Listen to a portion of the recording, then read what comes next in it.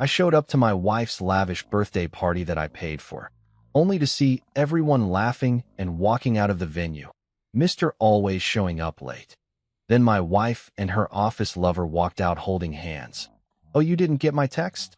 You were not invited. So I walked away, quietly canceled every payment, party, trip, and pulled out my 90% company share $157 million worth. Minutes later, my phone lit up with 156 missed calls, and someone showed up at my door. You know that feeling when you're about to walk into what you think is going to be the highlight of your evening, only to discover you're actually the punchline of someone else's joke? Yeah, well, welcome to my Tuesday night in downtown Manhattan, where I learned that apparently being fashionably late to your own wife's birthday party isn't fashionable at all. It's just pathetic. I pulled up to the Meridian Ballroom in my Tesla, the kind of place that makes your wallet cry just from the valet parking fees. Crystal chandeliers hanging like expensive tears from a 20-foot ceiling, marble floors so polished you could probably perform surgery on them, and doormen who looked like they moonlighted as Secret Service agents. This wasn't just any venue. This was the venue, the kind of place where Manhattan's elite came to pretend they were royalty for a few hours. And guess who dropped a cool 50 grand to rent it out for the night? That's right, yours truly, the guy who was apparently about to become the evening's entertainment. I'd been stuck in that godforsaken conference room until 9:30, listening to a bunch of Japanese investors drone on about quarterly projections and market penetration strategies. You'd think after building a tech company from the ground up, I'd have learned to delegate this stuff. But no, apparently I'm a glutton for punishment. I kept checking my watch, knowing Clara's party started at 8, but these guys flew in from Tokyo specifically for this meeting. What was I supposed to do? Tell them to reschedule, because my wife wanted to blow out some candles. So there I was, hustling down Fifth Avenue in my best Tom Ford suit, clutching a Tiffany box with Clara's birthday present inside, a vintage Cartier necklace that cost more than most people's cars. I was already rehearsing my apology speech. You know the drill. Sorry, babe, work ran late. But I'm here now and ready to celebrate the most amazing woman in Manhattan. Classic husband damage control. But as I approached the ballroom's entrance, something felt off.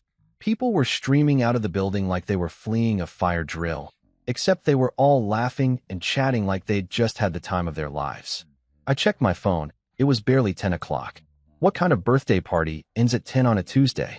Clara's crowd usually partied until the cleaning crew started giving them dirty looks. That's when I heard it. Well, look who finally decided to grace us with his presence. I turned to see Jessica Hartwell, one of Clara's society friends, strutting past me in a dress that probably cost more than my monthly car payment. She had that particular smirk that rich women perfect in boarding school, the one that says, I know something you don't, and I'm going to enjoy watching you figure it out. Mr. Always showing up late, she continued, her voice dripping with fake sweetness. How perfectly on brand. Her little entourage giggled like she'd just delivered the comedic performance of the century. My stomach dropped faster than the stock market in 2008. I pushed through the revolving doors into the lobby, and that's when I saw them. Clara, my wife of 8 years, the woman I'd built an empire with, standing there in a silver dress that caught the light like liquid mercury. She looked absolutely stunning, which somehow made what happened next even worse. She was holding hands with Adrian Blackstone, her supposedly just a colleague from the marketing department. You know, the guy with the perfectly styled hair and the kind of jawline that makes other men question their life choices. Clara saw me, and, I swear to God, she actually smirked. Not smiled, not looked surprised or embarrassed, or even guilty. She smirked like she'd been waiting for this exact moment. Oh, honey, she said, her voice carrying that fake concern that women use when they're about to deliver a knockout punch. Didn't you get my text? You weren't actually invited to this party. Let me tell you something about texts from your wife. When she says she sent one and you didn't get it, she's lying. I checked my phone right there in front of everyone, scrolling through our message history like some desperate loser looking for breadcrumbs of his own marriage. Nothing. Not a single message since yesterday morning when she'd reminded me to pick up her dry cleaning. Adrian stepped forward, and I could practically see the guy preening like a peacock who'd just discovered he had the biggest tail feathers in the zoo. Sorry, man, he said, but his grin suggested he was about as sorry as a kid who'd just gotten away with putting gum in the teacher's hair. Tonight's just for Clara's real friends. Real friends. Like I hadn't been bankrolling this woman's lifestyle for the better part of a decade. The lobby was still buzzing with her guests, and I could feel their eyes on me like I was some kind of zoo exhibit. Ladies and gentlemen, feast your eyes on the husband who thought he was invited to his own wife's birthday party. I could practically hear the commentary in my head. Some of them looked embarrassed for me, which somehow made it worse. There's nothing quite like pity from people you've been buying drinks for at charity galas for years. Clara adjusted her purse, a Hermes bag I'd bought her for Christmas, and took Adrian's arm like they were posing for some twisted version of a wedding photo. Thanks for paying for everything, though, she added, her voice as casual as if she was thanking me for holding a door. The flowers were gorgeous, and the champagne was absolutely divine. Cristal really does make everything more special. That's when it hit me. This wasn't some spur-of-the-moment decision. This wasn't Clara suddenly deciding to exclude me because of some random argument we'd had. This was planned, orchestrated. She'd let me pay for the entire party, the venue, the food, the flowers, the band, the premium bar service, knowing full well she was going to humiliate me in front of everyone we knew. I was like some kind of unwitting financier to my own public execution. Adrian leaned in and whispered something in her ear that made her laugh, the kind of laugh she used to give me back when we were building the company together, back when we were a team instead of whatever this toxic mess had become. They brushed past me like I was invisible, like I was just another piece of furniture in this overpriced lobby. And you know what the worst part was? I didn't say anything. I didn't demand an explanation, didn't ask why, didn't even tell them what I really thought about their little performance. I just stood there like an idiot, watching my wife walk away with another man after spending my money on a party I wasn't welcome at. The rational part of my brain was screaming at me to do something, say something, make some kind of scene that would at least preserve a shred of my dignity. But instead, I turned on my heel and walked away. Because sometimes, the most powerful thing you can do is refuse to give people the reaction they're expecting. They wanted drama, tears, maybe some kind of public meltdown they could gossip about for months. Instead, they got nothing. Just a man in an expensive suit walking away with his dignity intact, even if his marriage was apparently circling the drain. As I handed my ticket to the valet, I couldn't help but think about the irony of the whole situation. I'd built a tech company worth hundreds of millions, survived boardroom battles that would make Game of Thrones look like a children's tea party, and negotiated deals with some of the shrewdest investors on Wall Street. But apparently, I couldn't even navigate my own marriage without walking face first into a humiliation that would probably be the talk of Manhattan's social scene for weeks. The valet brought my car around, and as I tipped him $20, I caught a glimpse of myself in the side mirror. I looked exactly like what I was. A successful businessman who'd just discovered that success in the boardroom doesn't automatically translate to success in the bedroom. Or in this case, success in not getting publicly dumped at your own wife's birthday party that you paid for. But as I drove through the neon-lit streets of Manhattan, something started brewing in my chest that wasn't quite anger and wasn't quite sadness. It was something colder, more calculating. Something that reminded me why I'd been so good at building a company from nothing in the first place. Clara wanted to play games? Fine. But she'd just made one crucial mistake. She'd forgotten who actually held all the cards in this relationship. Time to remind her. You ever have one of those nights where you come home and suddenly your own penthouse feels like a crime scene? Yeah, that was me at 11:30 p.m., standing in my marble-floored foyer, still wearing the suit I'd planned to charm investors in. Except now it felt more like armor after a battle I didn't even know I was fighting. The elevator ride up to the 42nd floor had been the longest 90 seconds of my life. I kept replaying Clara's smirk, Adrian's cocky grin, the way her friends had looked at me like I was some kind of pathetic joke they'd been waiting months to laugh at. But you know what really got me? The sheer audacity of it all. The woman had literally used my credit card to humiliate me. It was like paying someone to punch you in the face and then saying thank you. I loosened my tie, a silk Hermes number that Clara had bought me for our anniversary last year, back when she still pretended to care about keeping up appearances, and headed straight for my home office. This room was my sanctuary, the one place in our shared space that was purely mine. Floor-to-ceiling windows overlooking Central Park, a desk made from reclaimed teak that cost more than most people's annual salary, and enough high-tech gadgets to make Tony Stark jealous. But tonight, none of that mattered. Tonight, I was here for one thing. I opened the bottom drawer of my desk, the one with the biometric lock that only recognized my fingerprint, and pulled out a black leather folder.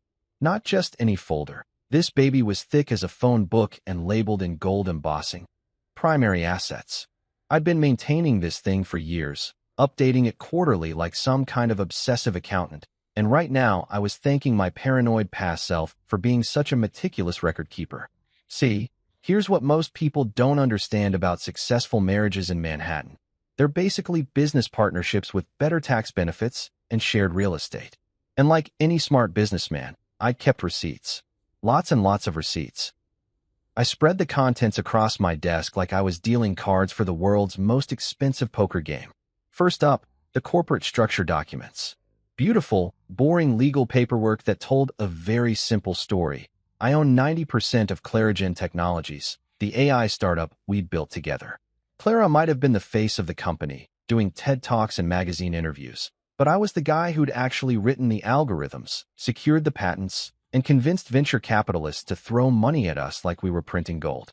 The funny thing about being the quiet partner in a power couple is that everyone assumes you're just along for the ride.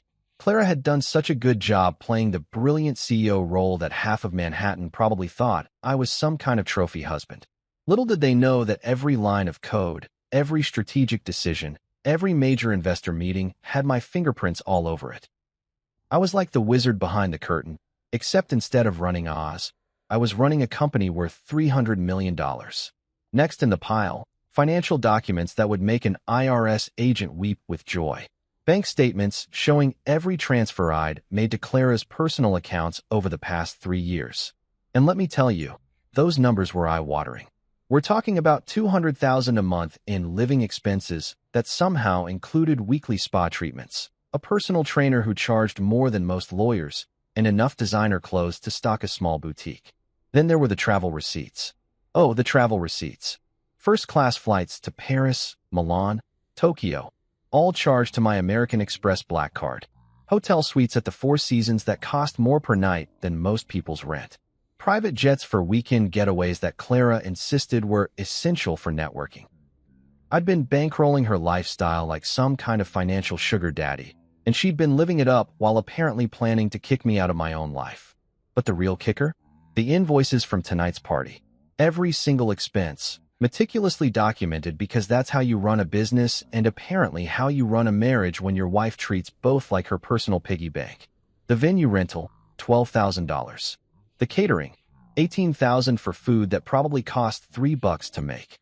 The floral arrangements, $8,000 for flowers that would be dead by morning. The premium bar service, $15,000 for top-shelf liquor that I wasn't even allowed to drink. I pulled out my calculator, and old-school Texas instruments that I'd had since college, because sometimes you need something tangible when you're dealing with numbers that feel too surreal to be real. $53,000. That's what Clara's little humiliation party had cost me. 53 grand for the privilege of being publicly dumped by my own wife in front of half of Manhattan's social elite. And let's talk about that guest list for a hot minute. I recognized most of the faces streaming out of that ballroom. And you know what they all had in common? They were people who'd benefited from my generosity over the years. Investment opportunities I'd shared, charity galas I'd sponsored, business connections I'd facilitated. These weren't Clara's friends. They were people who'd been networking with my money and my influence for years. Jessica Hartwell, the woman who delivered that delightful Mr. Always Showing Up Late singer, her husband's construction company had gotten a $1 million contract through connections I'd made. The Berkowitz couple who'd been laughing as they walked past me, I'd personally recommended them for membership at the country club where they spent every weekend. Even that smug investment banker whose name I couldn't remember, but whose face screamed, I peaked in prep school. I'd thrown business his way that probably bought him his summer house in the Hamptons. I sat back in my leather chair, the kind that cost more than most people's cars, and stared at the evidence spread before me. It was like looking at a financial autopsy of my marriage. Every receipt, every bank transfer, every investment told the same story. I'd been funding my own irrelevance for years. But here's the thing about being a successful entrepreneur. You don't get there by accepting bad deals, and you definitely don't get there by letting people walk all over you. Sure, I'd been blindsided tonight, caught completely off guard by Clara's little power play. But now I was in my element. This was just another business problem that needed solving, another challenge that required strategic thinking and cold, hard numbers. I opened my laptop and started pulling up account information. Corporate credit cards, travel accounts, investment portfolios, all the financial threads that held Clara's lifestyle together. It was like looking at a spider web, except instead of catching flies, this web had been catching my money for years while I'd been too busy building our empire to notice how much of it was flowing in one direction. The humiliation from tonight was already crystallizing into something much more useful: resolve. Pure, undiluted determination. Clara wanted to erase me from her public life? Fine. But she'd just made one catastrophic miscalculation. She'd forgotten that in this relationship, I wasn't just the guy who showed up late to parties. I was the guy who paid for them. I was the guy who made them possible in the first place. And if she thought she could use my money to humiliate me and then walk away hand in hand with her office boyfriend like nothing had happened, well, she was about to learn a very expensive lesson about the difference between being married to someone and actually owning them. I reached for my phone and started scrolling through my banking apps. Time to see just how much Clara's newfound independence was really worth without my financial backing. Spoiler alert, it wasn't going to be nearly as much as she thought. The folder sat open on my desk like a roadmap to revenge, and for the first time since walking into that ballroom, I started to smile. Not a happy smile. This was something colder, more calculated. This was the smile of a man who'd just realized he'd been playing checkers while everyone else thought they were playing chess. Game on, Clara. Game on. So here's the thing about having a photographic memory for passwords and account numbers. It comes in real handy when you're planning to systematically dismantle someone's entire financial universe at midnight on a Tuesday. I cracked my knuckles like some kind of digital hitman and fired up my laptop. Time for Clara to learn that actions have consequences, and consequences have price tags. First stop, Wanderlust Premium Travel Services, the concierge company that handled all of Clara's business trips. And by business trips, I mean romantic getaways disguised as professional development opportunities. I logged into the corporate account using credentials I'd memorized years ago when I was still naive enough to think transparency was a two-way street in our marriage. There it was, sitting in the pending reservations folder like a neon sign advertising my wife's infidelity. A 2-week trip to the Maldives, scheduled for next month. The Four Seasons private island, no less. Ocean villa with infinity pool, private butler service, couple spa treatments, and a price tag that would make a Saudi prince think twice. $120,000 for what the booking notes described as a romantic celebration getaway for two. The guest names? Clara Henderson Blackstone and Adrian Blackstone. Apparently, they'd already started hyphenating their names like some kind of twisted power couple. How thoughtful of them to plan their honeymoon on my dime while I was busy actually working for a living. I clicked cancel reservation with the same satisfaction most people get from popping bubble wrap. The system asked if I was sure I wanted to forfeit the 50% deposit. Oh, I was sure. I was so sure I could probably teach a masterclass in certainty. Watching that confirmation screen flash, reservation successfully canceled, was better than winning the lottery. Actually, it was better than winning the lottery because I was about to save $120,000 instead of just making money. But why stop there? I was just getting warmed up. Next target, the birthday party invoices.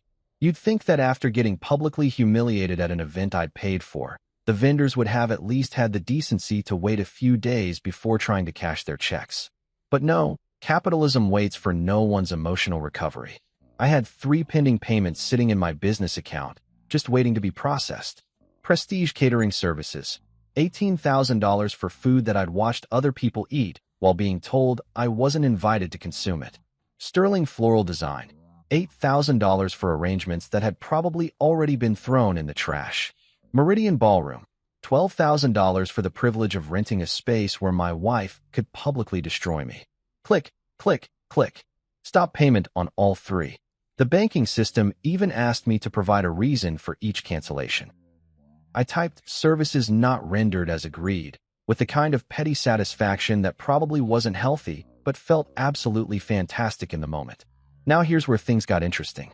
I pulled up Clara's corporate credit card account, the Platinum American Express that I'd gotten her when she became the public face of our company.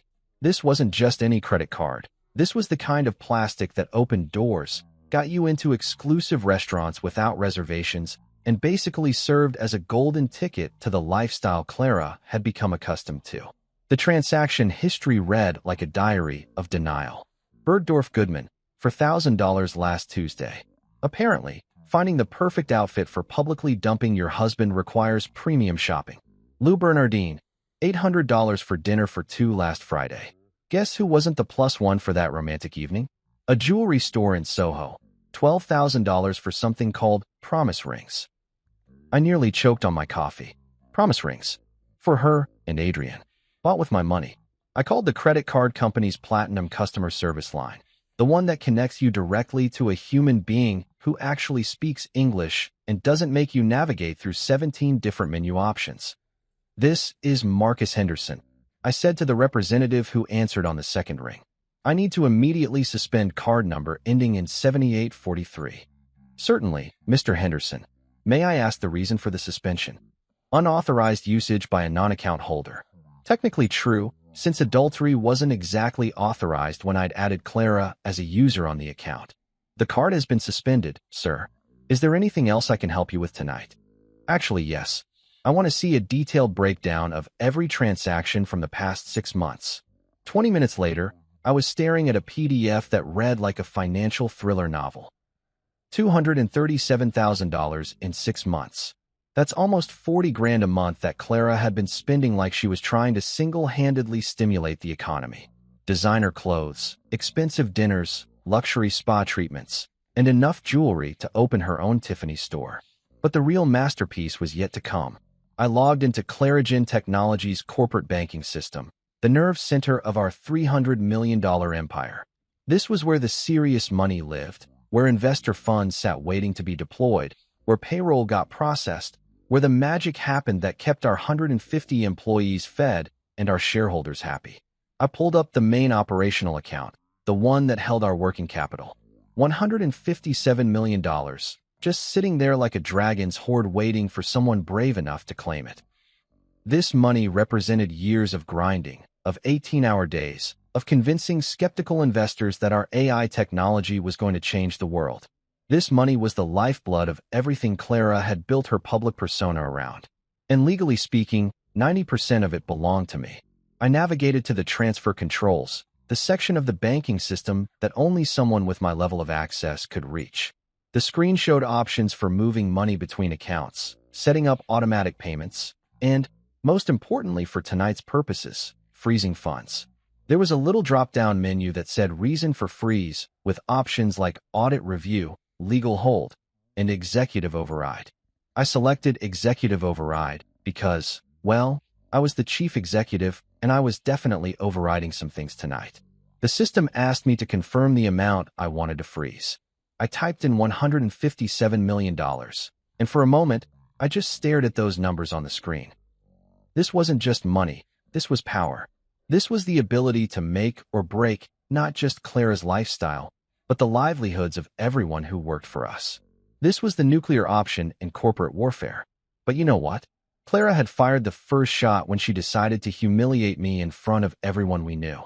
She'd chosen to treat our marriage like a hostile takeover. So now she was going to learn what a real hostile takeover looked like. I clicked Confirm Freeze. The screen went blank for about 3 seconds, 3 seconds that felt like 3 hours, and then a message appeared. Funding pool locked. Access restricted to primary account holder only. Below that, in smaller text, this action has been logged and all authorized users have been notified via automated email. The click of that mouse felt better than any revenge speech I could have given at the party. It felt better than screaming, better than throwing things, better than any dramatic confrontation Clara had probably been expecting. This was clean, professional, and absolutely devastating. I leaned back in my chair and imagined the chaos that was about to unfold. Clara's phone would be buzzing with notifications about failed payment processing. The company's CFO would be getting automated alerts about frozen accounts. Our investors would start asking very pointed questions about why their money had suddenly become inaccessible. The payroll department would panic when they tried to process tomorrow's automatic deposits and got error messages instead. And the best part? It was all perfectly legal. I wasn't stealing anything, wasn't breaking any laws, wasn't even technically breaching any contracts. I was simply exercising my rights as the majority shareholder and primary account holder. If Clara wanted to run the company without me, she was welcome to try. But she'd be doing it without my money. I poured myself 3 fingers of Macallan 25, the good stuff that I kept in my office for closing big deals, and raised the glass in a toast to my empty penthouse. Here's to learning the difference between being married to someone and actually owning them, I said out loud. Because sometimes you need to hear your own voice to believe what you're doing is real. My phone started buzzing almost immediately. Text messages, missed calls, voicemails. I glanced at the screen and saw Clara's name flashing like a neon emergency signal. Then Adrian's number. Then half a dozen executives from the company. I turned the phone face down and took another sip of whiskey. They could all wait until morning. Tonight was about establishing new rules for a game Clara thought she'd already won. She wanted to play in the big leagues? Welcome to the major leagues, sweetheart. Population me. I spent the next hour going through every shared account, every joint credit line, every financial entanglement that connected Clara's lifestyle to my bank account. It was like performing surgery with a calculator, carefully severing each connection that had been funding my own humiliation. The irony wasn't lost on me. 6 hours ago, I'd been rushing to her party with a Cartier necklace, worried about being late and disappointing her. Now I was systematically dismantling the financial infrastructure that made her public life possible. It's amazing how quickly love can turn into strategy when someone shows you exactly how little you mean to them. By the time I finished, it was almost 2 in the morning. Manhattan was quiet except for the occasional taxi, honking 42 floors below. I looked out at the city lights, at all those windows representing other people's lives, other people's problems, other people's marriages that maybe weren't complete disasters. Tomorrow was going to be interesting. Tomorrow, Clara was going to wake up to a world where her credit cards didn't work, her travel plans had vanished, and the company she thought she controlled had suddenly become a very expensive paperweight. Tomorrow, she was going to learn that there's a big difference between being the face of a company and actually owning it. I closed the folder and locked it back in the drawer. The evidence would stay safe, just in case I needed to remind anyone how this particular game got started. But for now, I had a feeling the real fun was just beginning. You know what they say about the calm before the storm? Well, apparently the storm after the calm sounds like a phone that won't stop buzzing at 6 in the goddamn morning. I woke up to what can only be described as a digital apocalypse. My iPhone lighting up like a Christmas tree having an epileptic seizure, vibrating so hard it was practically doing the Macarena across my nightstand. I rolled over, squinting at the screen through eyes that felt like they'd been marinated in single malt scotch. 53 missed calls. 53. In the 3 hours I'd managed to sleep, half of Manhattan had apparently discovered that their favorite piggy bank had suddenly grown a spine and learned how to say no. The caller ID list read like a who's who of people I really didn't want to talk to before noon. Clara, 14 calls. Adrian, 8 calls, which was adorable considering he didn't even officially work for us anymore. Our company's CFO Richard Steinberg, 12 calls, and knowing Richard, he was probably having a coronary in his Park Avenue office. And various board members whose names I recognized, but whose actual jobs I'd never been entirely clear about. But here's the beautiful thing about being the guy who holds all the cards. You get to decide when the game starts. I turned my phone to silent, made myself a cup of Ethiopian coffee that cost more per pound than most people spend on groceries, and settled into my morning routine like it was any other Wednesday. Shower, shave, check the markets, read the Wall Street Journal, pretend that I wasn't currently engaged in financial warfare with my own wife. The peaceful morning lasted exactly until 11:15, when my doorman called to inform me that there was a very distressed young woman in the lobby who claimed she worked for Mrs. Henderson and desperately needed to speak with me. I almost told him to send her away, but curiosity got the better of me. Plus, I figured it might be entertaining to hear exactly how badly my little financial coup had disrupted Clara's perfectly orchestrated world. 5 minutes later, there was a knock on my door that sounded like someone was trying to beat it down with their bare hands.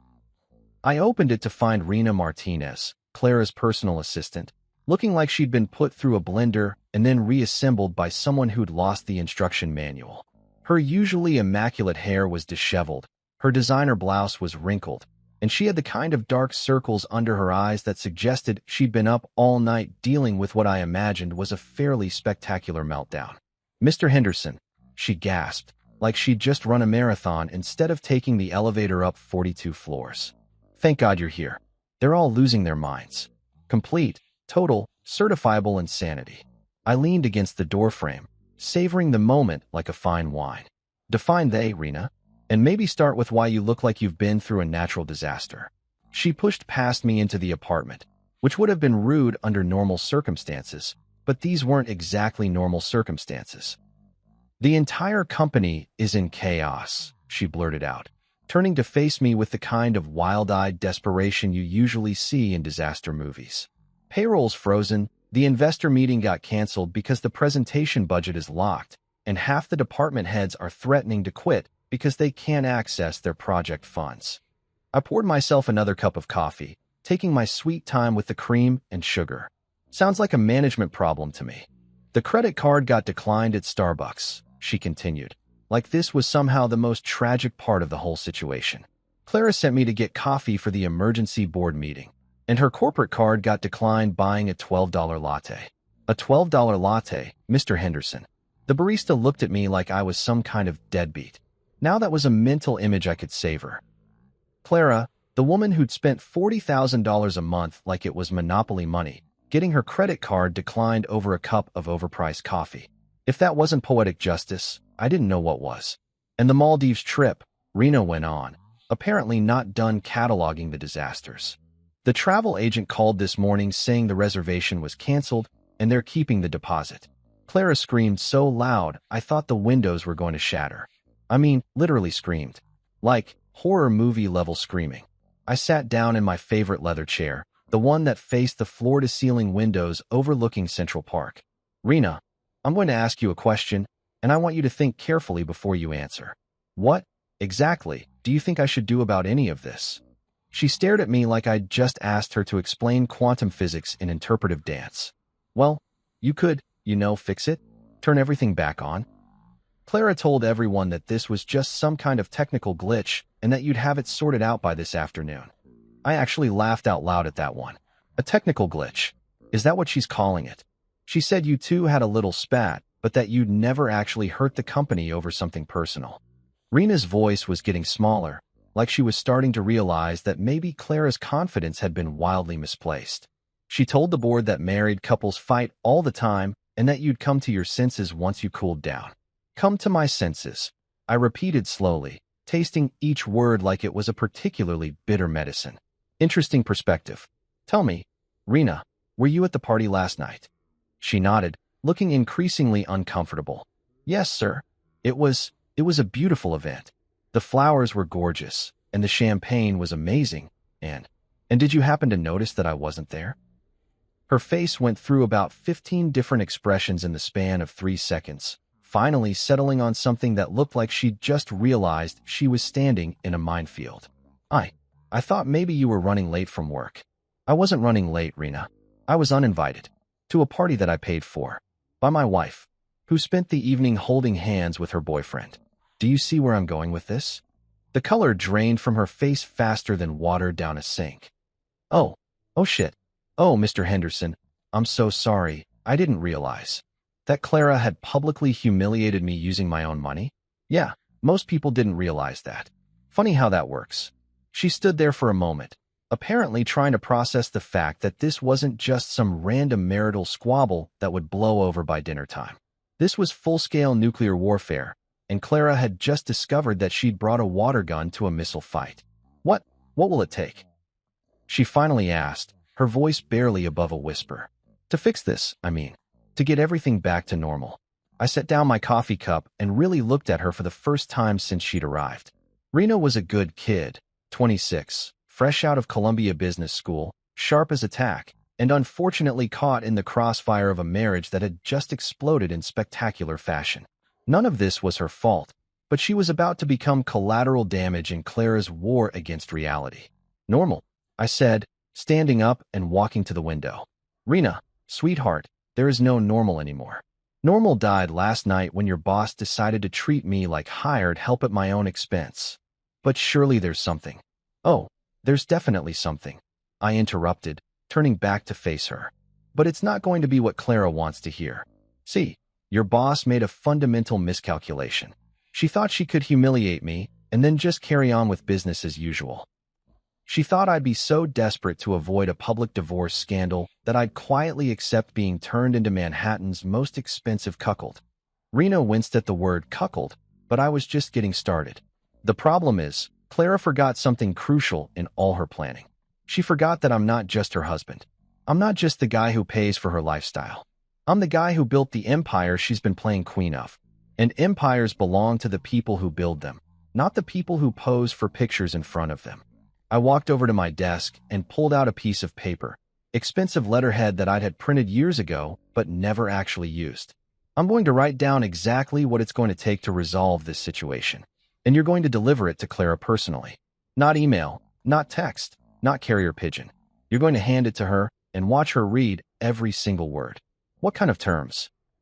Rena asked, though she looked like she really didn't want to know the answer. The kind that are going to teach your boss the difference between being married to someone and actually owning them, I said, picking up my fountain pen. The kind that are going to remind her that actions have consequences, and consequences have price tags. I started writing, and with each word, I could practically feel the balance of power shifting back to where it belonged. Clara wanted to play games? Fine, but she'd just learned that some games have rules, and some rules have teeth. You have 24 hours. I told Rena as I folded the paper and slid it into an envelope. Not 24 hours and 1 minute. Not whenever Clara gets around to it. 24 hours exactly, or everything I froze last night becomes permanent. Rena took the envelope like it was a live grenade, which, in a way, it was. And if she doesn't agree? I smiled, but it wasn't a particularly friendly smile. Then she's going to discover that building a tech empire is a lot harder than inheriting one. And that Manhattan society parties are a lot less fun when you can't afford to throw them. She left without another word, clutching that envelope like it contained the nuclear launch codes. Which, in a sense, it did. I watched her go, then poured myself a celebratory scotch even though it wasn't even noon yet. The storm was just getting started, and I was finally enjoying the weather. You know what's funny about revenge? Most people think it's this hot, passionate thing. All screaming and dramatic confrontations, and throwing expensive objects at walls. But real revenge, the kind that actually works, is cold as a winter morning in Alaska and twice as calculating. Real revenge is sitting down with a cup of premium coffee and a legal pad, methodically crafting the kind of document that's going to make your cheating wife's life very, very complicated. I spent the better part of 3 hours that afternoon in my home office, drafting what I like to think of as Clara's new reality check. The apartment was dead quiet except for the scratch of my fountain pen on paper and the occasional siren from the street below, background music for the systematic dismantling of someone's entire world. See, here's what Clara hadn't figured out yet. I wasn't some scorned husband having an emotional breakdown. I was a businessman who'd just discovered that his biggest investment had gone bad, and now it was time to cut losses and restructure the deal. This wasn't about hurt feelings or wounded pride anymore. This was about demonstrating to everyone involved exactly who held the real power in this relationship. The document I was crafting wasn't just a list of demands. It was a masterclass in corporate warfare disguised as a marital agreement. Every clause was designed to systematically strip away the illusions Clara had been living under while ensuring that I came out of this mess not just intact, but stronger than before. Term number 1 was simple and devastating. Clara resigns as CEO of Clarigen Technologies, effective immediately. No transition period, no graceful handoff, no saving face in front of the board. Just pack up your motivational posters and your overpriced ergonomic chair and get the hell out of the executive suite that I'd basically bought and paid for. The beautiful irony was that she'd built her entire public persona around being this brilliant tech CEO, but without my money and my algorithms backing her up, she was about as qualified to run a tech company as I was to perform brain surgery. I could already picture the board meeting where she'd have to announce this little development. All those investors who'd been charmed by her TED Talks and magazine interviews were about to discover that the Empress had no clothes, and more importantly, no actual technical skills or business acumen to speak of.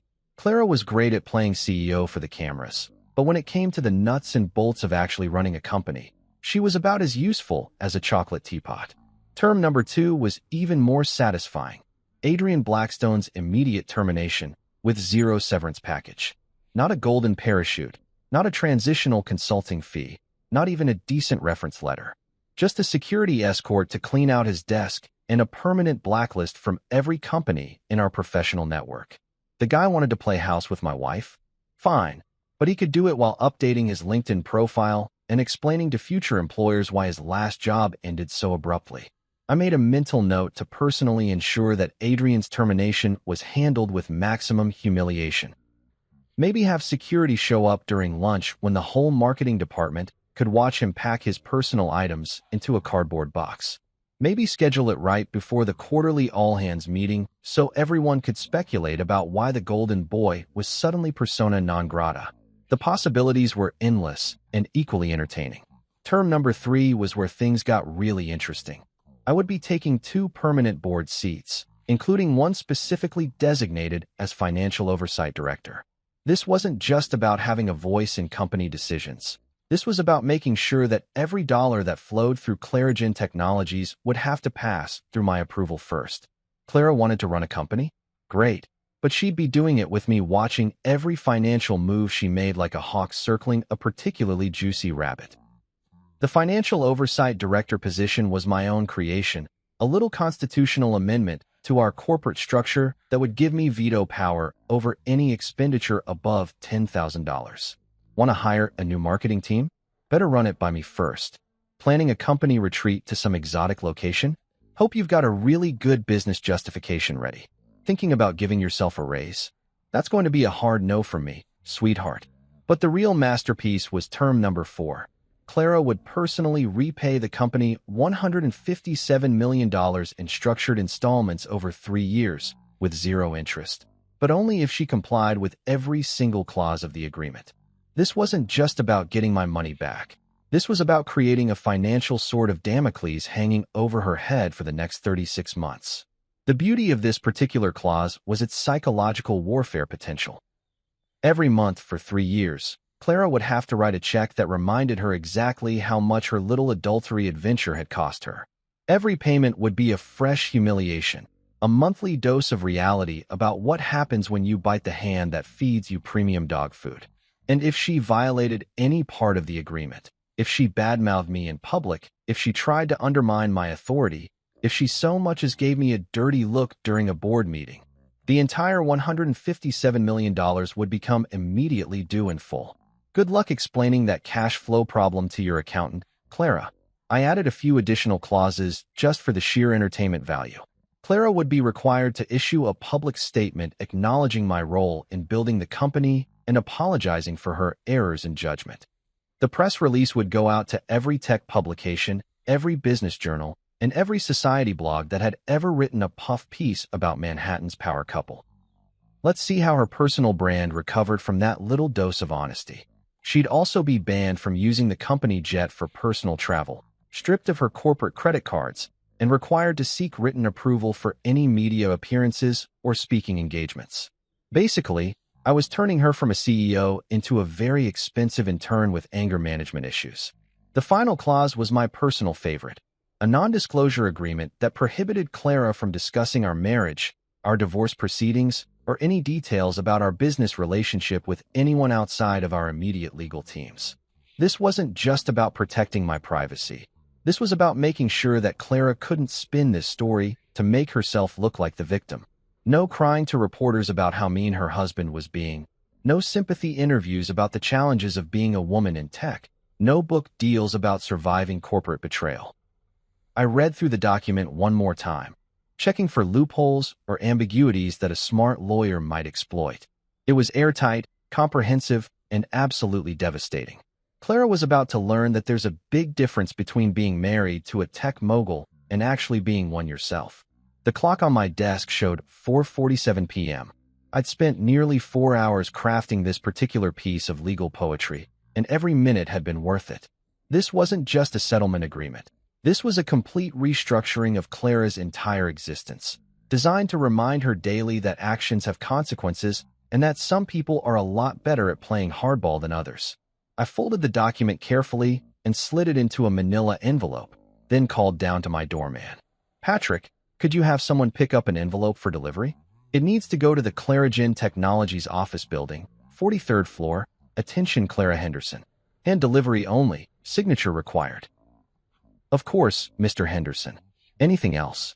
"Yeah," I said, looking out at the Manhattan skyline where somewhere in a glass tower, my soon-to-be ex-wife was probably having the worst day of her professional life. "Tell them it's urgent." As I sealed the envelope, I couldn't help but smile. Clara had spent last night thinking she'd won some kind of victory by humiliating me in public. But she'd made one crucial mistake.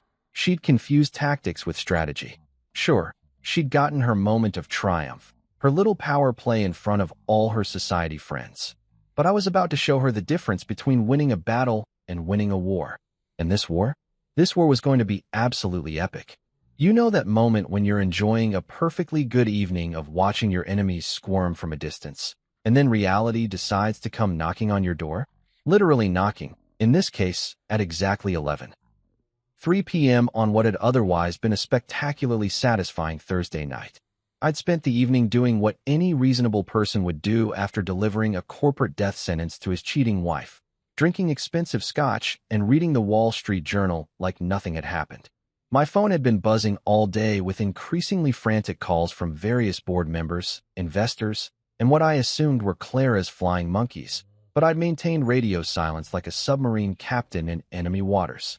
The beauty of having the nuclear codes to your own company is that everyone else can panic while you sit back and enjoy the show. I'd been imagining Clara's day, trying to explain to increasingly skeptical investors why the company's operational funds had suddenly become inaccessible, fielding calls from vendors whose payments had bounced, and probably downing enough Xanax to tranquilize a rhinoceros. So when that knock came, not the polite tap of a neighbor or the professional rap of a doorman, but the desperate, urgent pounding of someone who'd reached the end of their rope, I knew exactly who it was before I even looked through the peephole. Clara stood in my hallway looking like she'd been put through an industrial washing machine and hung out to dry on a highway. Her usually perfect hair was disheveled in a way that screamed, expensive salon visit gone horribly wrong. Her makeup was smudged like she'd been crying for hours, and she was wearing what looked suspiciously like the same clothes from yesterday. The woman who'd never been seen in public without looking like she'd stepped off the cover of Forbes was standing at my door, looking like a refugee from her own life. I opened the door slowly, savoring the moment like a fine wine. Well, look who decided to pay me a visit. Did you lose your way to Adrian's place? Or is he not taking your calls anymore? Her shoulders sagged like someone had let all the air out of her. Please, Marcus, can I come in? We need to talk. Do we? Because last time I checked, I wasn't invited to conversations about our relationship. Something about not being invited to things that concern me. I leaned against the doorframe, making it clear that entry to my sanctuary wasn't going to be automatic. But sure, come on in. Mi casa es su casa. Or should I say, mi casa es mi casa, since apparently we're not sharing things anymore. She walked past me into the apartment, and I could practically smell the desperation coming off her in waves. This wasn't the confident, radiant woman who'd been holding hands with her boyfriend 48 hours ago. This was someone who'd spent the day discovering that the real world was a lot less forgiving than the carefully curated bubble she'd been living in. I didn't think you'd actually do this, she said, turning to face me with the kind of expression you usually see on people who've just realized they've been playing Russian roulette with a fully loaded gun. I mean, I knew you were upset about the party, but I didn't think you'd actually shut down the entire company. Upset, I repeated slowly, like I was tasting a foreign word. Upset is when someone cuts you off in traffic, Clara. Upset is when your favorite restaurant runs out of the good wine. What I am is disappointed. Disappointed that my wife of 8 years decided to publicly humiliate me at a party I paid for while announcing our marriage was over via interpretive handholding with her office boyfriend. She flinched like I'd slapped her. It wasn't supposed to happen like that. Adrian and I, We've been trying to figure out how to handle this situation and... Handle this situation? I laughed, but it wasn't a particularly friendly sound. You mean handle the situation where you've been screwing your coworker while I've been bankrolling your lifestyle? That situation. I was going to tell you, she said, her voice getting smaller. I didn't know how to stop it. Adrian was so confident, so sure of himself, and I felt like I was losing myself in our marriage. Like I was just Mrs. Marcus Henderson instead of Clara Henderson, and I. Oh, spare me the self-discovery narrative, I interrupted. You weren't finding yourself, sweetheart. You were shopping for an upgrade while keeping the original warranty active. The only problem is you forgot to read the fine print on that warranty. She moved to the living room and sank onto my couch like she owned the place, which was rich considering she'd spent the last 2 days acting like I was a stranger. I admit I handled things badly. The party was a mistake. I should have talked to you privately first. A mistake, I said, following her into the room but remaining standing. Like accidentally ordering the wrong wine at dinner. Clara, you planned an entire evening around erasing me from your life while using my credit card to pay for it. That's not a mistake. That's performance art. She looked up at me with those big brown eyes that had once made me forget my own name, but now just reminded me of how stupid I'd been for the past few months. I was afraid, she whispered. Afraid that if I defended you in front of my friends, they'd think I was weak, that I couldn't stand on my own 2 feet. So instead you decided to prove you could stand on your own 2 feet by cutting off the legs that were holding you up, I said. Brilliant strategy. Really shows that MBA from Wharton was money well spent. Marcus, please. She stood up and took a step toward me, and for a moment I could see the woman I'd fallen in love with all those years ago. Before the society parties and the magazine interviews and the slow transformation into someone I barely recognized. I know I screwed up. I know I hurt you. And I know I made everything worse by handling it the way I did. But we can fix this. We can work it out. Fix this. I looked at her like she'd just suggested we could fix the Titanic with duct tape and good intentions. Clara, sweetheart, you can't unring a bell. You can't unexpose someone's dirty laundry in front of half of Manhattan. And you definitely can't unfuck your coworker. She winced again, but pressed on. I'll end things with Adrian. I'll make a public statement apologizing for everything. I'll do whatever it takes to make this right. Whatever it takes, I repeated. That's interesting, because I actually have a very specific list of what it's going to take. Rena delivered it to you earlier today. Tell me, what did you think of my terms? Her face went through about 17 different expressions before settling on something that looked like she'd just bitten into a lemon filled with broken glass. Those terms are, they're completely unreasonable. You're asking me to give up everything I've worked for. Everything you've worked for, I said, walking to the window and looking out at the city lights. You mean everything I've worked for while you've been playing CEO for the cameras? There's a difference, Clara. A pretty significant difference. The company was our joint effort. The company was my vision, my code, my algorithms, and my money, I interrupted. You were the spokesperson. A very attractive, very articulate spokesperson, but let's not confuse marketing with engineering.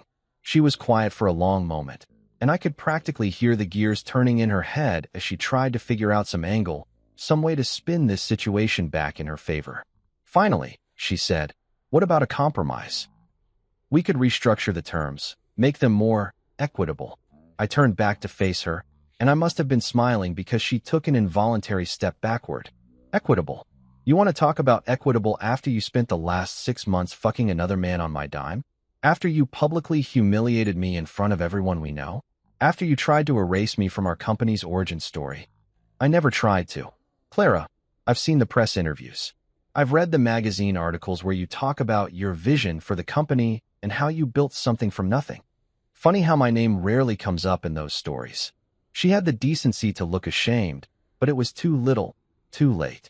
I was trying to establish my own credibility in the industry. You have to understand, being married to the guy who actually built the technology made people assume I was just along for the ride. So instead of proving them wrong, you decided to pretend I didn't exist, I said. Real power move there, sweetheart. I'll sign your agreement, she said suddenly, her voice barely above a whisper. Whatever you want. I'll resign from the CEO position. I'll pay back the money. I'll make the public statement. Just Please don't destroy everything we built together. I looked at her for a long moment. This woman who'd shared my bed and my dreams for 8 years, who'd gone from being my partner to being my biggest liability. It's not about signing the agreement, Clara. It's about acknowledging what you actually did. It's about admitting that you didn't just cheat on me. You tried to steal my life's work and then throw me away like yesterday's newspaper. I admit it, she said, tears starting to flow down her cheeks. I admit that I was selfish and stupid and cruel. I admit that I took you for granted and treated you like you were disposable when you're the reason any of this exists in the first place. For the first time in 48 hours, she was telling the truth. And you know what? It felt pretty damn good to hear it. Good, I said. That's a start. But admitting it to me isn't enough. You need to admit it to everyone else too. Every investor, every employee, every society reporter who ever wrote a puff piece about Manhattan's power couple. You need to tell the truth about who actually built this empire and who was just posing for pictures in front of it. She nodded frantically, like a bobblehead doll in an earthquake. Yes, anything. I'll do anything to make this right. I handed her a tissue and watched her try to repair the damage to her makeup. We'll see about that, Clara. We'll see about that. The woman who'd walked into my apartment an hour ago had been desperate. The woman who was leaving was something else entirely.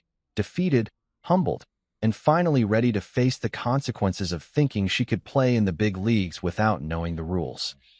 Tomorrow was going to be very interesting indeed. There's something deeply satisfying about walking into a room full of people who've been scrambling like headless chickens for the past 48 hours, especially when you're the guy who's been calmly orchestrating their panic from the comfort of your leather armchair. The Clarigen Technologies boardroom at 9 a.m. sharp on Friday morning was like a scene from a corporate thriller, except instead of being the guy getting fired, I was the one holding the pink slips. I'd chosen my outfit carefully for this little performance, my best Tom Ford suit, the navy. One that cost more than most people's monthly rent, paired with Italian leather shoes that clicked authoritatively against the marble floors as I made my entrance. When you're about to restructure someone's entire universe, you might as well look good doing it. The glass-walled conference room overlooked Manhattan from the 43rd floor, and on any other day, the view would have been breathtaking. Today, though, all eyes were focused on the long mahogany table where our company's future was about to be decided. The irony wasn't lost on me that this was the same room where Clara had been holding court for months, playing queen of the tech world, while I'd been content to stay in the background pulling the actual strings. Clara was already seated at the far end of the table, looking like she'd aged about 5 years since her midnight visit to my apartment. Her usually immaculate appearance had been replaced by something that screamed damage control. Conservative business attire, minimal makeup, and the kind of haunted expression you see on politicians who've just been caught with their hands in the cookie jar. She wouldn't meet my eyes, which was probably smart, considering what was about to happen to her career. The rest of the board was a collection of nervous energy and barely contained panic. Richard Steinberg, our CFO, looked like he'd been mainlining espresso and antacids for the past 2 days. Jennifer Walsh from Investor Relations kept checking her phone like she was expecting news that the apocalypse had been officially scheduled. Even Marcus Chun, our usually unflappable legal counsel, had the expression of a man who'd just realized he was about to witness either a miracle or a massacre. But the most notable absence was Adrian Blackstone, who was conspicuously not sitting in his usual spot 3 seats down from Clara. Apparently, someone had finally clued him in that showing up to a board meeting when you're about to be terminated might not be the smartest career move. I made a mental note to ask security for the footage of his desk cleaning ceremony. I had a feeling it would make excellent entertainment for future boring evenings. I took my seat at the head of the table, the spot that had technically been mine all along but that I'd rarely bothered to occupy. Funny how quickly things change when you stop being polite and start being real about who actually owns what. "Good morning, everyone," I said, setting my leather portfolio on the table with just enough force to make everyone jump slightly. "I assume you're all wondering why I called this meeting." Richard cleared his throat nervously. "Marcus, we really need to discuss the funding freeze. The payroll department is having a meltdown, and we've got 3 major vendors threatening to suspend services if—" "Richard," I interrupted, holding up one hand. "Before we discuss operational concerns, I think we need to address some fundamental issues about company leadership and accountability." I opened my portfolio and pulled out the agreement I'd spent Wednesday afternoon crafting, along with a second document that I'd prepared specifically for this moment. As you're all aware, there have been some irregularities in how this company has been managed recently. Issues of transparency, fiscal responsibility, and professional conduct that need immediate attention. Clara shifted in her seat like she was sitting on hot coals, but she still didn't look up. Smart woman. Eye contact at this point would have been like staring directly into the sun. Effective immediately, I continued. There will be some changes to our executive structure. First, Clara Henderson will be resigning from her position as Chief Executive Officer, effective today. The silence that followed was so complete you could have heard a pin drop in the next building. Jennifer Walsh's mouth actually fell open, and Richard looked like he'd just been told that gravity was optional.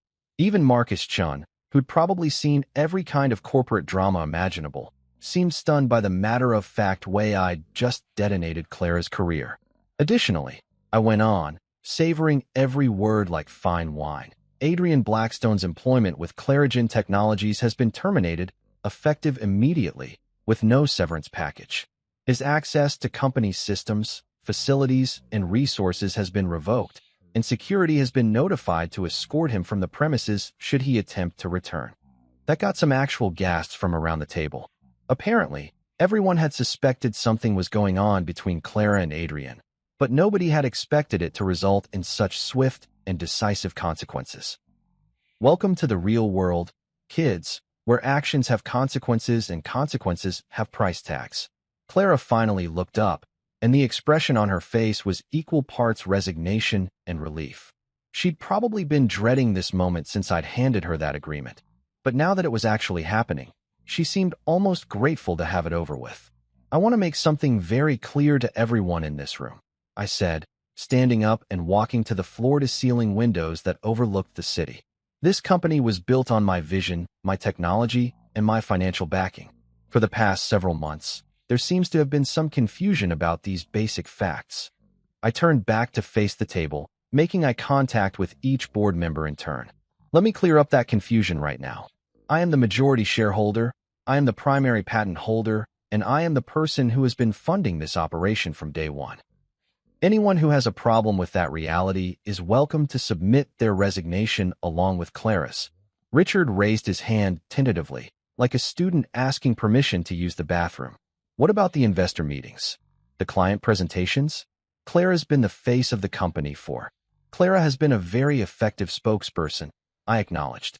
But there's a significant difference between being the face of something and actually building it. Moving forward, this company will be run by the people who actually understand the technology, the people who actually created the algorithms, and the people who actually own the intellectual property. I walked back to my seat and pulled out a second document, which brings me to the new organizational structure.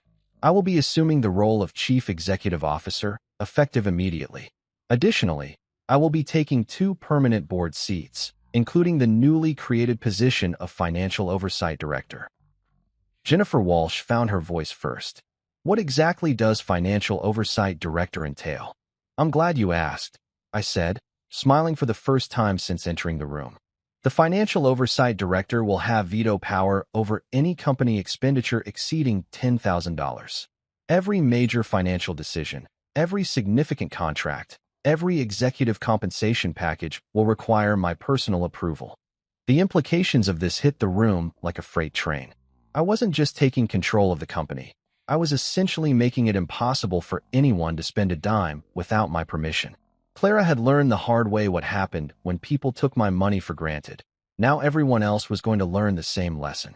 Furthermore, I continued, Clara will be personally repaying the company $157 million in structured installments over the next 3 years. The repayment schedule and terms are outlined in the agreement she'll be signing today. Marcus Chin finally spoke up. Marcus, I have to ask, is this legal? Can you actually enforce these kinds of terms? I smiled again, and this time it was definitely predatory. Marcus, I own 90% of this company. I can enforce any terms I want, as long as they're within the bounds of corporate law. And I can assure you, everything in these documents has been carefully reviewed by some very expensive attorneys. Clara stood up slowly, like she was moving underwater. I'll sign whatever you need me to sign, she said, her voice barely above a whisper. I want to apologize to everyone here. Marcus built this company, and I lost sight of that. I let personal issues cloud my professional judgment, and I take full responsibility for the consequences. It was probably the most honest thing she'd said in months, and you could see the shock on everyone's faces. The Clara they'd known, confident, assertive, sometimes borderline arrogant, had been replaced by someone who actually understood the magnitude of what she'd lost. I slid the agreement across the table to her. Sign on page 7, initial pages 3, 5, and 9. She signed without even reading it, which was probably smart, considering the document contained some additional clauses I hadn't bothered to mention yet. Things like non-compete agreements, media restrictions, and a particularly creative clause about public statements that would keep her from bad-mouthing me for the next 5 years. As Clara's pen finished the final signature, I felt something I hadn't experienced in years, complete and total control over my own life. For months, I'd been watching from the sidelines as my wife built a public persona around my work while planning to replace me with a younger model. Now, finally, the natural order had been restored. Excellent, I said, collecting the signed documents. Jennifer, please prepare a press release announcing the leadership transition. Richard, the funding freeze will be lifted as soon as these organizational changes are officially filed. Marcus, I'll need you to update all the corporate documents to reflect the new structure. I stood up and straightened my tie. Oh, and one more thing. Clara's office will need to be cleared out by end of business today. I'll be moving into the executive suite on Monday morning. As I walked toward the door, I turned back for one final moment. Welcome to the new Clarigen Technologies, everyone.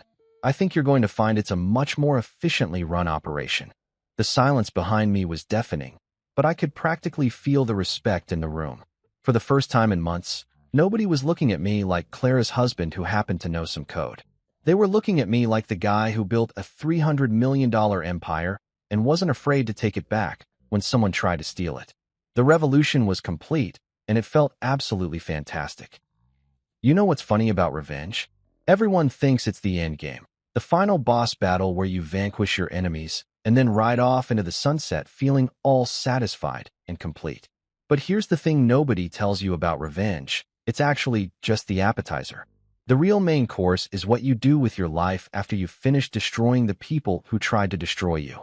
2 weeks after the boardroom revolution that had basically nuked Clara's entire professional existence, I was sitting in my Tesla outside a converted warehouse in Brooklyn, staring at a hand-painted sign that read Bright Layer AI. Innovating tomorrow, today. The slogan was cheesy as hell, but there was something refreshingly honest about a startup that didn't try to hide behind corporate speak and million-dollar marketing budgets. This wasn't some random visit. I'd been tracking Bright Layer for months, ever since their founder had pitched to Clara and gotten shot down faster than a paper airplane in a hurricane.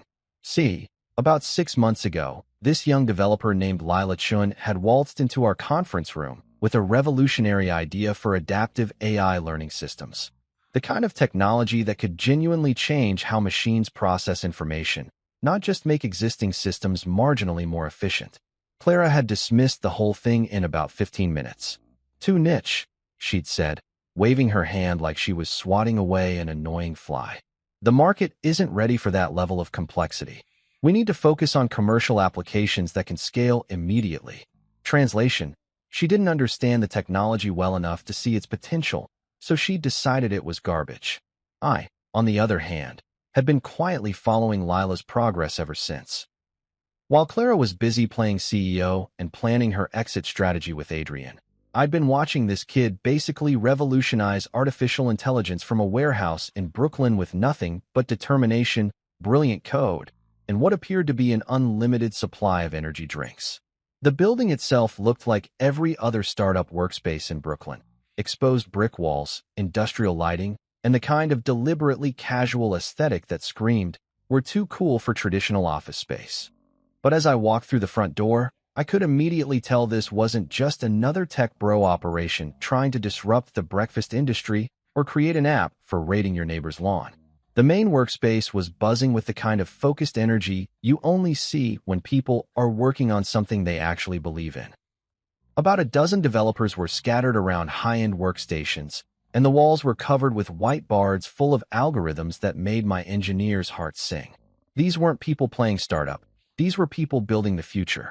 Lila spotted me before I'd made it 3 steps into the workspace. She was exactly what you'd expect from a 26-year-old MIT grad who decided to revolutionize AI instead of taking a safe job at Google. Jeans, sneakers, and a hoodie that probably cost less than Clara spent on lunch, but with the kind of sharp, intelligent eyes that told you she could probably code circles around half of Silicon Valley. Marcus Henderson, she said, walking over with a grin that was equal parts excited and nervous. I have to admit, when your assistant called and said you wanted to visit, I thought it was some kind of prank. Aren't you supposed to be running Clarigen Technologies? Things change, I said, looking around at the workspace with genuine appreciation. Sometimes they change pretty dramatically. Mind giving me the grand tour. For the next hour, Lila walked me through Brightlayer's technology stack, and I have to say, it was like being a kid in the world's smartest candy store. What she'd built wasn't just innovative, it was the kind of breakthrough that comes along maybe once in a decade. Her adaptive learning algorithms could process and integrate new information in ways that made existing AI systems look like pocket calculators. The best part? She'd done it all with a shoestring budget and a team of developers who were working for equity and the promise of changing the world. No corporate bureaucracy, no marketing department dictating technical decisions, no executives who thought machine learning was something that happened at the gym. The problem we keep running into, Lila explained as we stood in front of a wall-sized monitor displaying real-time performance metrics, is funding. We've got the technology, we've got the team, but trying to scale without serious capital is like trying to build a rocket ship with a bicycle budget. How much are we talking about? I asked, though I was pretty sure I already knew the answer. For proper scaling? To build out the infrastructure, hire the additional talent we need, and really push this technology to market. She paused, probably trying to figure out if she was about to scare away her first real investor. We're looking at about $12 million for the next 18 months. $12 million. Clara had probably spent more than that on her wardrobe over the past 3 years. I'd watched her drop 20 grand on a single dinner party without blinking. But here was someone asking for enough money to potentially revolutionize artificial intelligence, and she was nervous about whether it was too much.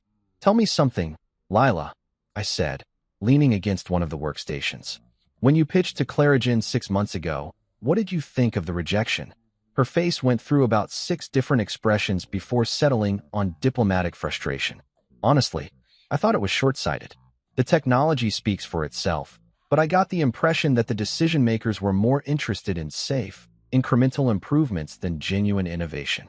The decision-makers, I repeated. You mean Clara? I mean whoever was making the call, she said carefully. Though I have to say, after doing my research on Clarigen's technical foundation, I was surprised the company wasn't more interested in next-generation AI development. Smart kid. She'd basically just told me that she knew I was the real brains behind Clarigen without directly insulting my soon-to-be ex-wife. Diplomatic and technically brilliant. Exactly the kind of person you want running a company that's actually going to change the world. Here's the thing, Lila, I said, pulling out my phone. I'm about to make you an offer, and I want you to think very carefully before you answer. I'm prepared to provide $12 million in seed funding, plus an additional $8 million for expansion capital. In exchange, I want a 40% equity stake and a seat on your board of directors. The color drained from her face so fast I thought she might faint. Are you serious? $20 million. Dead serious. But I'm not just offering money. I'm offering partnership. My technical expertise, my industry connections, my experience building and scaling AI companies. This isn't just an investment. It's me betting my reputation on your vision. She was quiet for a long moment, staring at the wall of algorithms like they might provide some guidance on how to handle having your entire professional life change in the span of 30 seconds. Finally, she looked back at me with tears in her eyes. Yes, she said, her voice barely above a whisper. God, yes. You have no idea what this means. Actually, I do, I said, thinking about the last 2 weeks of systematically dismantling Clara's empire and rebuilding my own life from scratch. I know exactly what it means to get a second chance to build something real.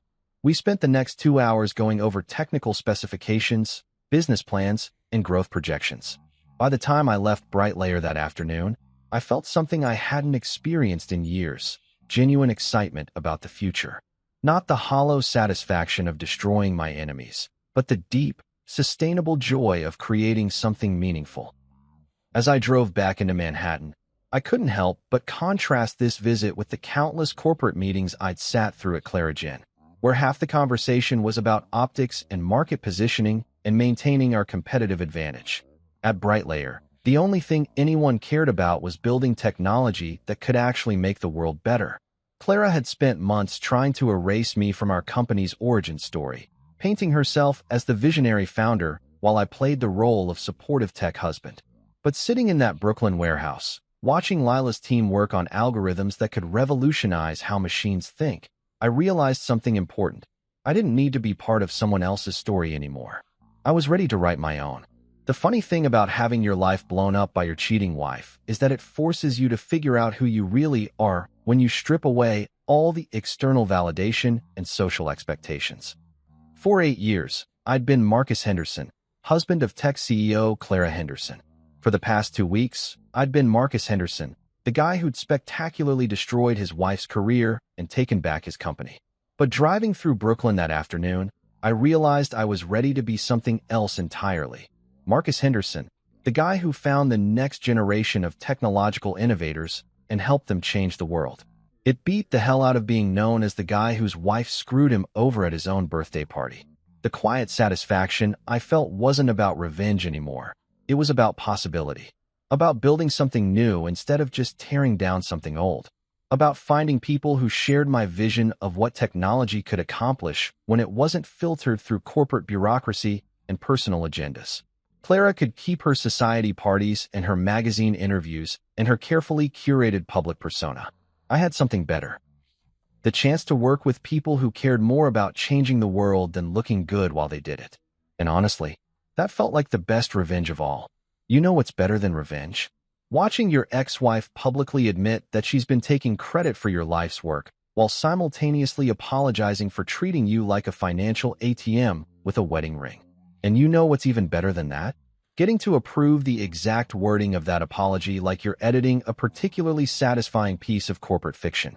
It was a crisp Tuesday morning in November when Clara and I met at Café Luna, one of those overpriced Manhattan coffee shops where investment bankers go to feel cultured and society wives gather to plan charity galas that are really just excuses to show off their latest Hermes bags.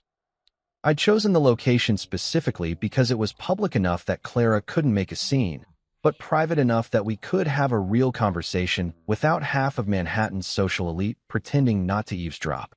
Clara was already waiting when I arrived, sitting at a corner table and staring at her laptop screen like it contained the nuclear launch codes. She looked different. Gone was the perfectly styled hair and the designer outfit that screamed, "I'm too important to check price tags."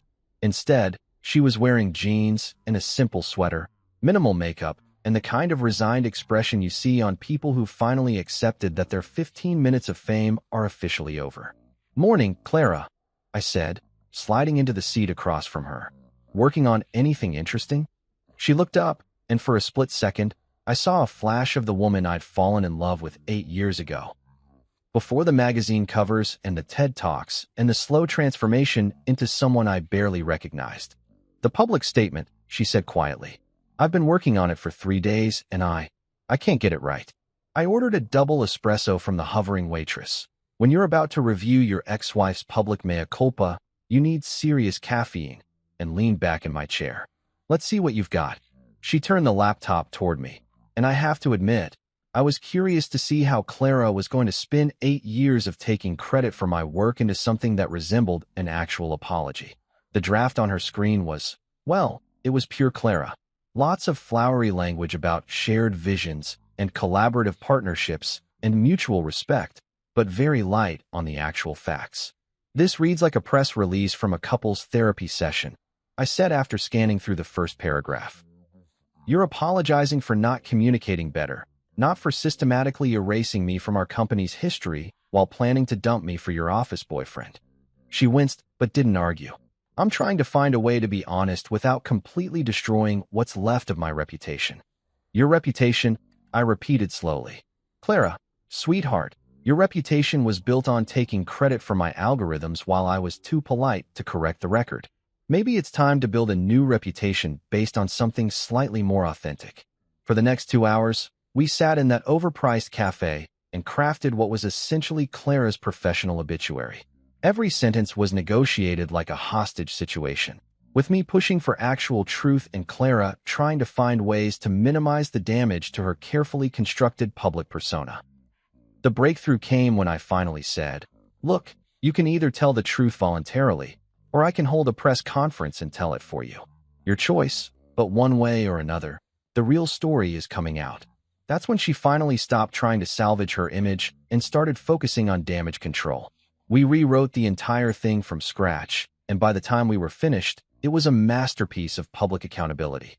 Not because it was particularly eloquent or well-crafted, but because it was actually honest for the first time in years. The final version read like this.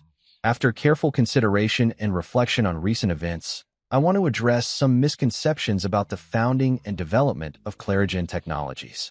While I have served as CEO and been the public face of the company, I must acknowledge that the foundational vision, technical innovation, and primary financial backing came from my husband, Marcus Henderson. Marcus developed the core algorithms that power our AI systems, secured the initial patents, and provided the strategic technical leadership that made our company possible. My role was primarily in business development and public relations, though I allowed myself to be portrayed as the primary founder in various media appearances. I deeply regret that my recent personal choices have overshadowed the professional integrity that should define our company. I failed to properly credit Marcus for his contributions, and I failed to maintain the personal and professional standards expected of someone in my position. Effective immediately, I am stepping down as CEO of Clarigen Technologies to ensure that the company is led by someone who fully understands both the technical foundations and the responsibility that comes with that role. Marcus will be assuming the CEO position, and I will be working to ensure a smooth transition. I apologize to our employees, investors, and partners for any confusion my actions may have caused, and I take full responsibility for the mistakes in judgment that led to this situation. Clarigen Technologies remains a strong company with revolutionary technology, and I am confident that under Marcus's leadership, it will continue to thrive and innovate. I also want to apologize personally to Marcus for failing to defend him when it mattered most, and for allowing personal issues to compromise our professional relationship. He built the foundation of our company, and I should have made that clear from the beginning. Reading through the final draft, I felt something I hadn't experienced in months, satisfaction that didn't come from destroying someone else. This wasn't just Clara admitting she'd screwed up. This was her finally telling the truth about who had actually built the empire she'd been ruling over. "This is good," I said, closing the laptop. Honest, direct, takes responsibility without making excuses. "When are you planning to release it?" "Tomorrow morning," she said, her voice barely above a whisper. "All the major tech publications, the business journals, and the society pages." The society pages. That was the part that was really going to sting for Clara. Having her professional reputation take a hit was one thing, but having all her Manhattan social circle read about how she'd been taking credit for her husband's work while cheating on him, that was going to hurt in ways that quarterly earnings reports never could. "You know this is going to change everything, right?" I said. "Your speaking engagements, your board positions, your whole public persona. People are going to remember this." She nodded, looking like someone who'd just realized they were about to jump out of an airplane without checking if their parachute was properly packed. "I know, but it's time. I've been living a lie for so long that I'd forgotten what the truth even looked like." We sat in silence for a moment, two people who'd once planned to build a life together now negotiating the terms of how to tear it down with maximum honesty and minimum collateral damage. "For what it's worth," Clara said finally, "I am sorry. Not just about the statement or the company or even Adrian. I'm sorry that I turned into someone who could treat you the way I did. You deserved better. And you know what? She was right. I had deserved better. I deserved a wife who was proud of our partnership instead of trying to erase me from it. I deserved someone who wanted to build something together instead of stealing credit and planning an exit strategy. But sitting in that cafe, watching Clara finally take responsibility for the choices that had blown up our marriage and her career, I realized something important. I didn't need her apology anymore. I didn't need her acknowledgement or her regret or her admission that she'd been wrong. What I needed was exactly what I was getting: the truth, told publicly, by the person who'd been lying about it for years. The statement went live at 8 a.m. the next morning, simultaneously posted to Clara's LinkedIn, Twitter, and Medium accounts, and sent as a press release to every major tech publication. By 9 a.m., my phone was ringing nonstop with reporters wanting to confirm the details, investors asking about the leadership transition, and industry analysts trying to figure out what this meant for Clarigen's future. But the best call came at 10:15 a.m. from Lila at Brightlayer. "Holy shit, Marcus," she said, and I could hear the excitement in her voice. "Did you see the TechCrunch article? They're calling you the silent genius behind one of the decade's most innovative AI companies. This is huge for the industry. Finally, people are going to know who really built that technology." And that's when it hit me. This wasn't just about Clara admitting her mistakes or salvaging what was left of our professional relationship. This was about setting the record straight for everyone who'd ever wondered how someone with Clara's background had supposedly revolutionized artificial intelligence overnight. The truth was finally out there, and it felt better than any revenge I could have imagined. The industry chatter was immediate and brutal. Within hours, think pieces were appearing about the hidden technical founders behind high-profile companies, and Clara's name was being used as a cautionary tale about the difference between being a CEO and actually understanding the technology your company produces. It was exactly what she deserved and exactly what I needed. Not vindication for my wounded pride, but recognition for the work I'd been doing all along. Sometimes the best revenge isn't destroying your enemies. It's simply making sure everyone knows the truth about who they really are. You know what nobody tells you about winning? It's not nearly as satisfying as you think it's going to be. Don't get me wrong. Watching Clara's carefully constructed empire crumble while I reclaimed everything that was rightfully mine had been spectacular. But after the dust settled and the lawyers finished dividing up our assets and the tech industry finished gossiping about Manhattan's most expensive divorce, I was left with something I hadn't experienced in years: the complete freedom to figure out who I actually wanted to be. 6 months after Clara's public statement had torpedoed what was left of her reputation, I was standing in the living room of my new apartment on the Upper West Side, looking out at a view that didn't require me to remember which furniture my cheating ex-wife had picked out. The place was smaller than the penthouse. Only 2 bedrooms instead of 4, no marble floors or crystal chandeliers or any of the other expensive crap that had been cluttering up my life for the past 8 years. But it had something the penthouse never had: sunlight. Actual, honest-to-God natural light streaming through windows that faced east toward the park, filling the space with warmth that no amount of designer lighting could replicate.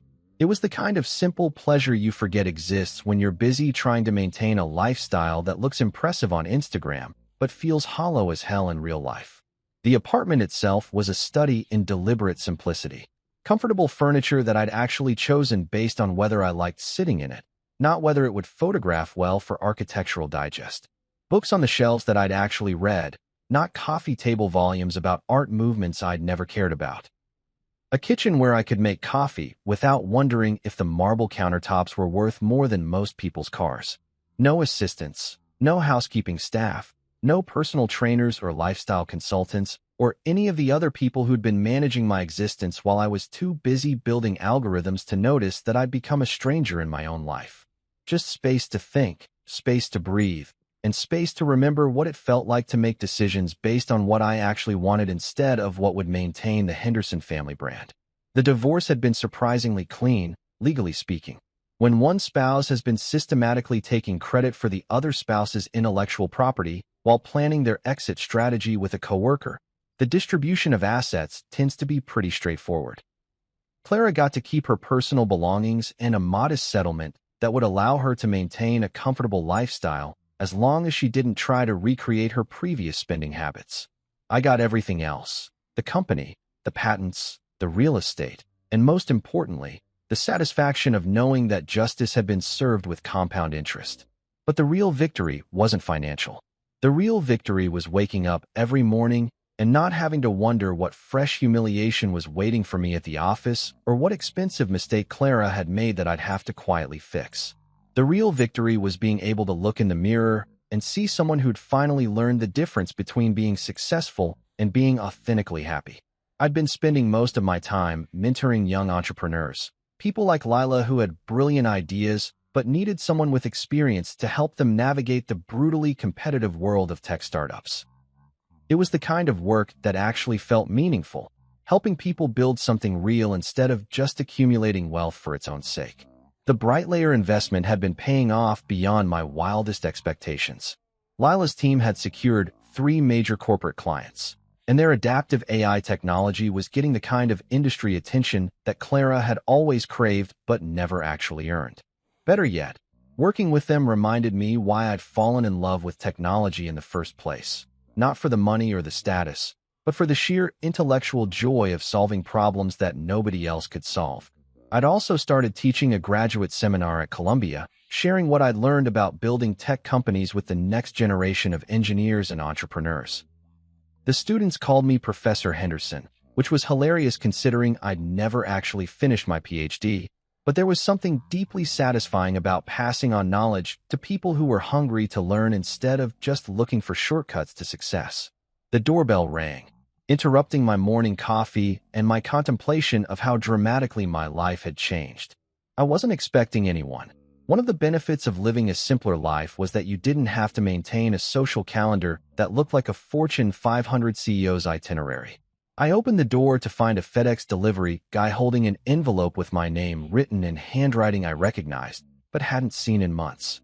Clara's distinctive cursive, the same elegant script that had once written me love notes and anniversary cards back, when we were actually building something together instead of just pretending to be happy for the cameras.